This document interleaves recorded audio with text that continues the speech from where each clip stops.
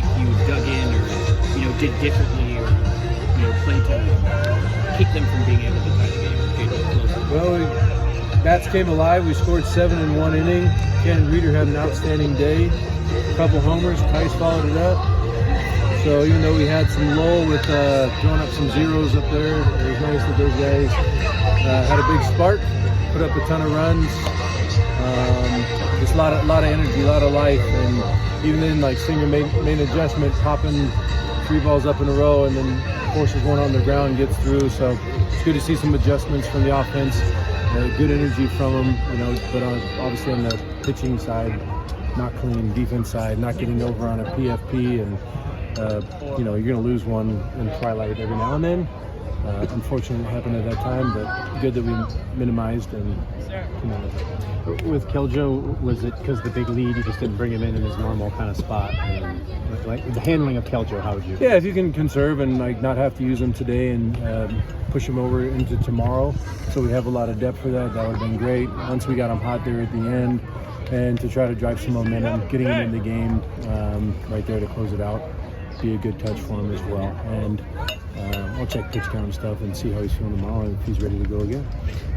What's your mood leaving this one? Are you focusing on the positives? Or are you like kind of pissed because of how? I think you can see from my face how I feel. I guess my expectations of us are just extremely high.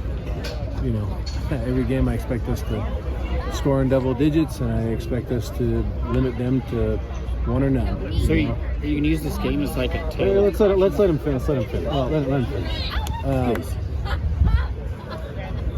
I don't know. I just for me, my expectations are so stinking high that anytime a guy comes in, Kmatz did a great job getting some zeros too, and he's just constantly down in the zone. And for Douglas, bringing him in against the lefties, I want him to throw a slider and execute his heater. So another good touch. Joey came in, got a couple of hitters, just what we wanted him to do, to get a touch, get those outs, build some confidence, especially going into postseason. And we need to keep building that momentum from those guys. So again, keeping Whitney around 80 or less was great, especially on a short week. And to make sure he's fresh going forward. But he did a heck of a job too, just attacking the zone. Really liked where he was at. Yes, it's totally different from yesterday. So crisp, putting up zeros left and right, and you love to see that. Apparently everyone's singing happy birthday to Webb. Wilson? Yeah. My daughter made him a card, so I need to make sure maybe she brought it. Is he your new favorite? First? I don't know if anyone can replace Garrett, but she actually makes birthday cards for all the guys, except for me.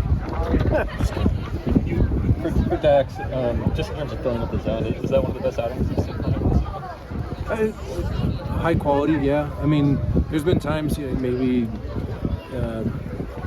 goes a little less innings, but stuff's still crisp. I like that he's continuing to get better with his off-speed execution. He's always had an electric fastball, and it didn't like he was really trying to overdo it. He was, locating it when he wanted to, and then also even getting back into counts and evening counts with his off-speed. I saw a changeup today that he's been really working his butt off on, and I looked up at the board, it said 83, and I could see from the movement from the side, I go, man, what was that? Oh, that was a changeup. He's putting in, and earlier on, it was really firm and a lot flatter, but now it's got some good depth to it, and he's got a lot of confidence in that pitch. So putting a 4-pitch mix together, that guy's pretty dang good. You mentioned Trent. I think Trent was close to having a game like this. How do you hope he just stays off it? It's a gradual process. I think his confidence, how he's showing up every day, and just even if he gets out, he's right there on the top step advocating for the guy next to him.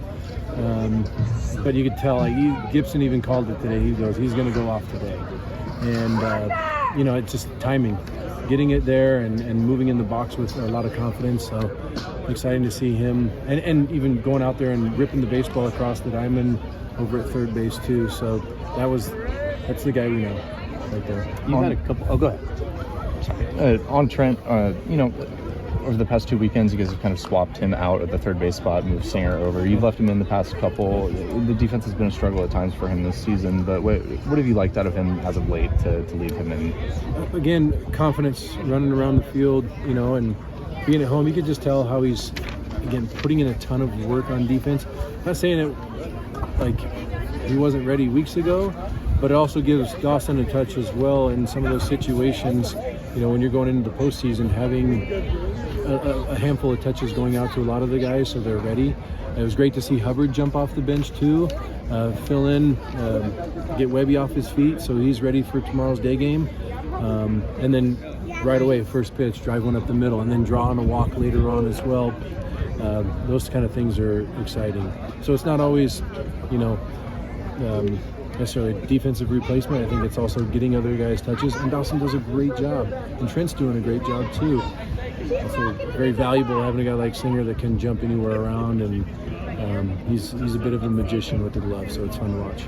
He's so tall, break out of his slump. You saw Dallas get a hit, and then Trent with the 3 hits. The guys who were struggling had, kind of inched out of that. I mean, just speak to finally them breaking out of that. Again, I think it has a little bit to do with being home and actually getting to practice.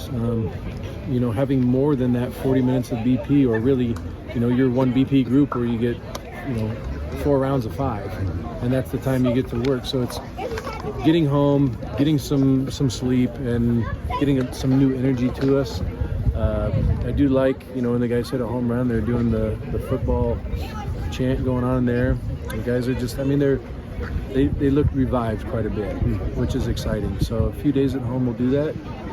Noted for down the road, making sure that maybe I don't jam as many games in a row on the road, but it's been great for character building, because once you've been there and done all that stuff, now you really appreciate the time that you're home and the work. And we've learned a lot how to prepare when we're on the road as well, as we've had a lot of success on the road. Last one. I never got to ask you about Weber after his big week. He's obviously been mashing. What do you think just kind of clicked for him the last month or so? Strong. He's strong. He's really strong. Strong like bull. Yes. But he's put in a ton of work, and I think as he's progressed and through the fall and then into the season, it's just confidence. Like, he's taking mound visits on his own. He's showing up early and working with the guys, communicating. Even though he's playing every day, he's still getting his touches with the guys and flat grounds, bullpens, what have you. Just the other day we were doing a lot of work in center field off the breaking ball machine, blocking balls, receiving. So there's no complacency there for him. You ask any of the guys in the clubhouse, like, who's one of the biggest leaders on the team, and they're going to say his name, because he works his butt off. He brings a great attitude every day, treats others with respect, and he does everything the right way. Even in the airports, he's got his laptop out and he's taking care of his homework. So what you see from an upperclassman, a guy who has his last year here, to continue to do the small things, that's exciting, and that's what you get excited for as a coach, knowing that this guy is going to be successful in everything that he does.